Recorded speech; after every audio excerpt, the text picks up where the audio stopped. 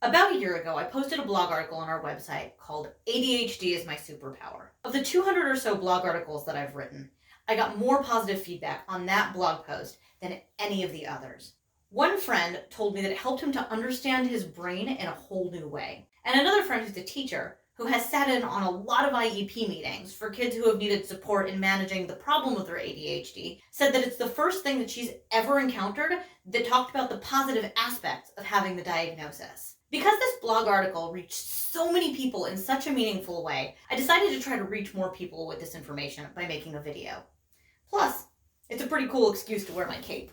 In this week's video, I'd like to share my own story of how ADHD impacted me. And next week, I'll talk about the strengths that have helped me turn these challenges into my superpower.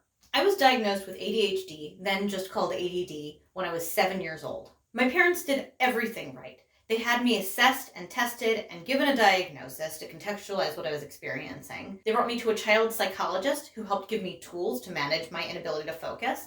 They brought me to a psychiatrist who prescribed a variety of different medications to try to help me resolve these challenges through medication management.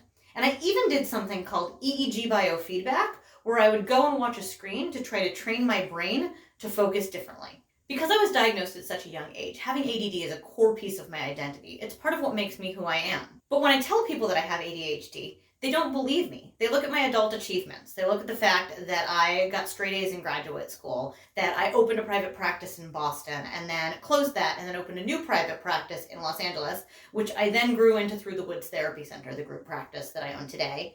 And also they look at the fact that I have a pretty thriving social life. I have supportive relationships. And they say there's no way that you have ADHD. Look at how much you've achieved. But the fact of the matter is that those achievements are a byproduct of the struggle that I went through when I was younger. In elementary school, I frequently got in trouble for not focusing and for talking in class.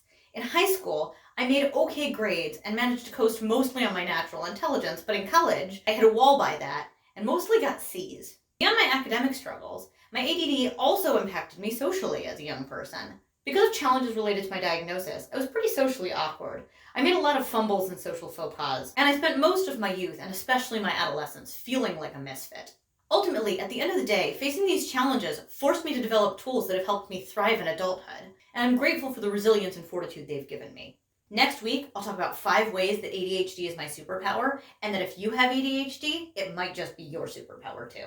Thank you so much for watching this video. If you enjoyed it, please subscribe to our YouTube channel, and I look forward to seeing you soon.